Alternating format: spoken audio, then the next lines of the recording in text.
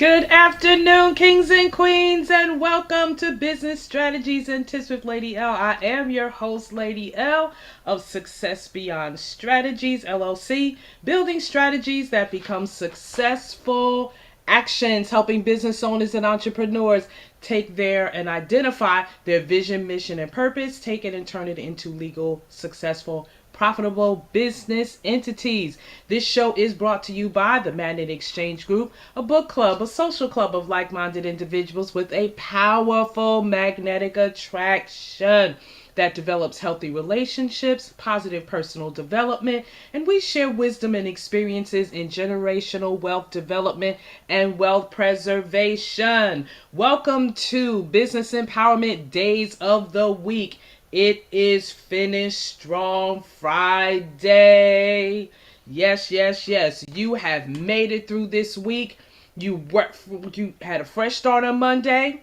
You tackled it on Tuesday, then you worked it out on Wednesday, and then you took the time to be thankful for the progress or the lack thereof that you made, because within it all there are lessons to be learned and things to understand. And I'm here to tell you today is Finish Strong Friday. And we are going to be going into our Power Series. It has been an awesome journey. If you have missed any of my shows, you need to go to my YouTube channel, Lady Verne. That's LadyVerne. Like, subscribe, hit that notification button, and I'm here to tell you, you will get messages within your feed on a daily basis that will be exactly what you need to help empower you to go forward in your business development journey. So make sure that you do that. Also, sharing our life-changing alliances. My shout out to King Mr. Motivator. Today is his birthday. Happy birthday, King. I'm telling you, he is living the life because he put in the work. When you work hard, you can play hard. Check us out Monday through Fridays, 9 a.m. Our Zoom call is 404-333-8430 so that you can have your personal development be a leaping over obstacles and hindrances and challenges and circumstances and situation with the right mindset, with the right view of your person, so that you can operate successfully in your business, ministry, or organization. Also, when you're in my YouTube channel, please leave a comment. Please give me your feedback on the takeaways of the shows that you have been watching, and let me know how it has helped you in your business development journey. All right, now that we got all of the particulars out of the way, let's dig in. We have been, like I said, in a power series. And we have been doing the power found in. So, again, go to my YouTube channel and make sure that you follow up on anything that you have missed. We talked about this week the power found in the bounce back. We also talked about that the characteristic of the bounce back is resilience. We talked about the pillars, some core pillars of resilience, such as self-awareness, mindfulness, self-care, positive relationships, and purpose. Now we're going to talk about some of the components that make up resilience, such as competence. Competence is having the necessary ability, knowledge, or skills to do something successfully. Meaning, do you know what you can do in your business that you do without blinking? You can do it in your sleep. Those are your gifts, your talents, your callings, your abilities, your competencies that you can pour out into those that serve among you, those that your employees, your management teams, whoever is serving along with you in your organization, your ministry, or your business.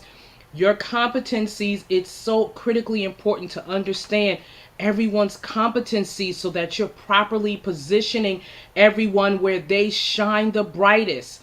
Because that's a reflection on you as a leader, that you know how to properly assess. And we talked about assessments, and you're able to properly position everyone so that they are working effectively, that they are enjoying what they're doing because they're operating in their competency, they're operating in their element, they're operating in their groove, the thing that makes them move and shake and make things happen for your business. Okay? So, another component of resilience is confidence.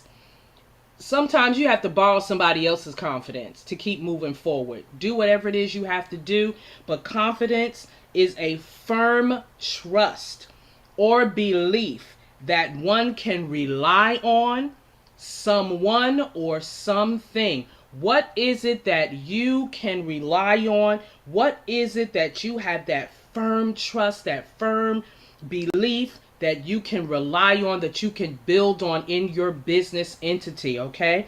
Connection. I can't begin to tell you how important it is to have the right connections. Personal relationships. You build your business is successful predicated upon the relationships that you build. If you're looking to build a successful business, a successful entity, a successful organization, a successful ministry, you must develop strong, solid relationships, connections, that linked and association with something or someone that brings you forward, that you can bring each other forward together, that you can bring forward your teams, that you can all grow together. Another component of resilience is character. Kings and queens, ma'ams and sirs, you will not go any further than your character will take you. Your personal development is critical because your skills, your gifts, and your talents and your callings can get you there, but it's your character that keeps you there. And if you don't have good morals, good standards, good ethics, good integrity, good honor, you're not going to stay where you've gotten to very long because your character is what sustains you. Other components of resilience is your contribution, the part that is played by a person or thing in bringing about a result or helping someone to advance. If you can't contribute to your team, if your team cannot contribute to your business, to your organization, to your ministry, you're not going to have the resilience, you're not going to have the longevity, you're not going to have what you need to go forward in your business. Everybody has to contribute. Let me talk to the people that delegate without example. Yes, as a leader, you need to know how to delegate.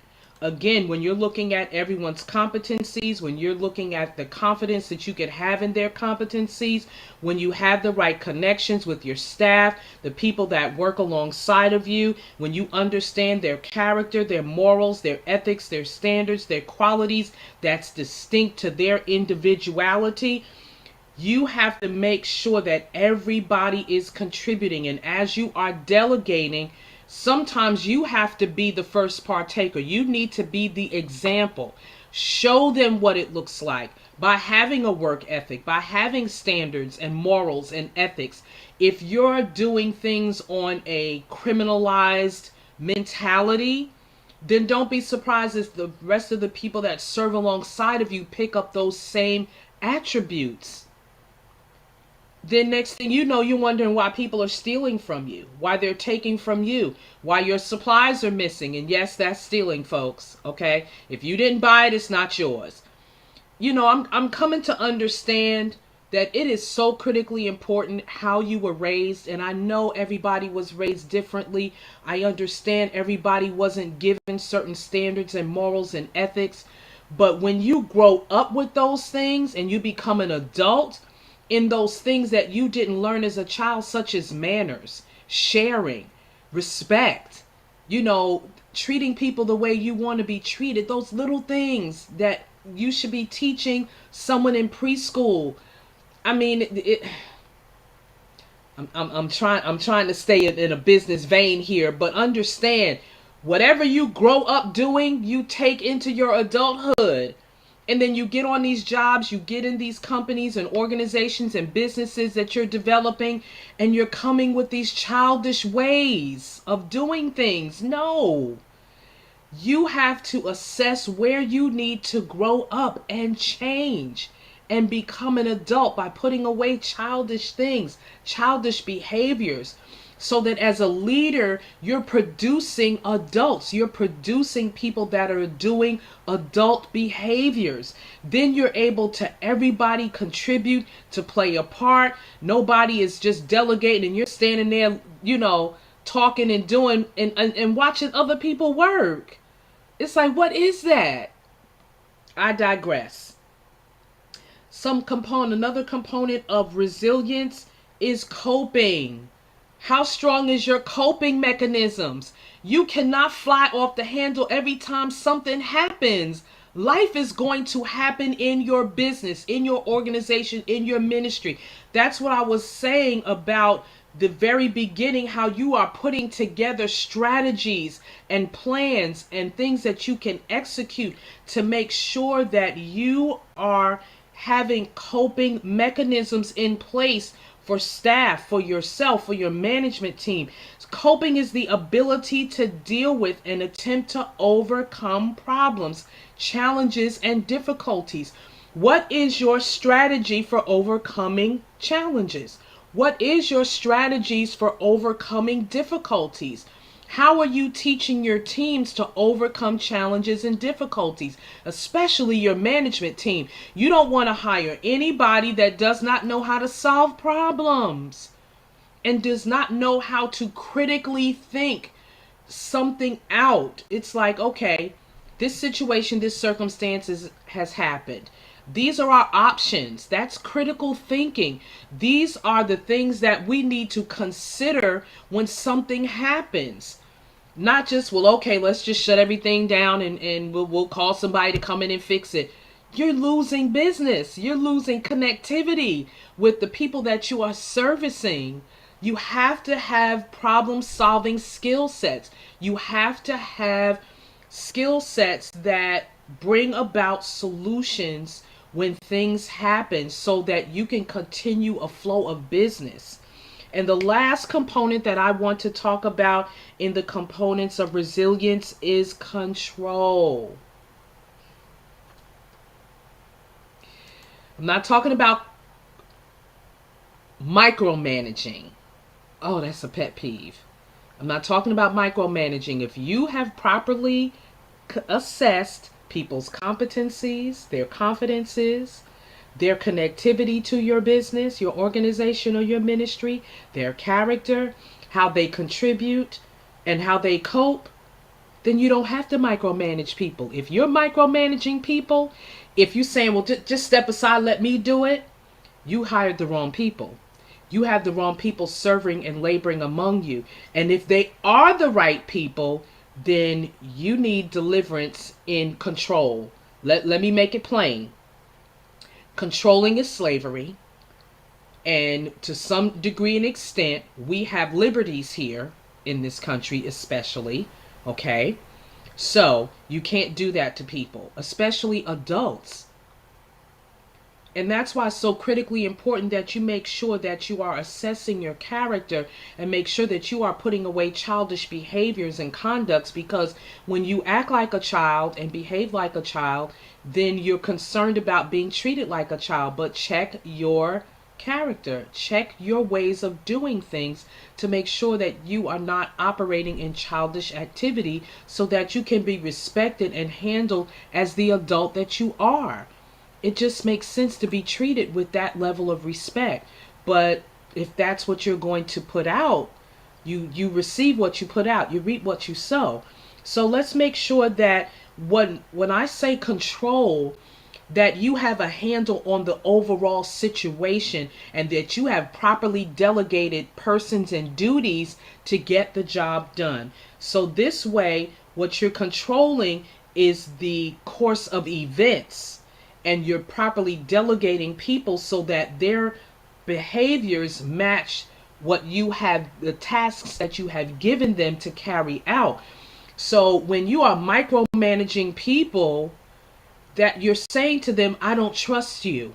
I don't trust what you're doing. And that's why it's so important to make sure that you have that connectivity, that you are formulating sound relationships in your business so that you can trust the delegations that you have put out of the duties that people are doing for your business.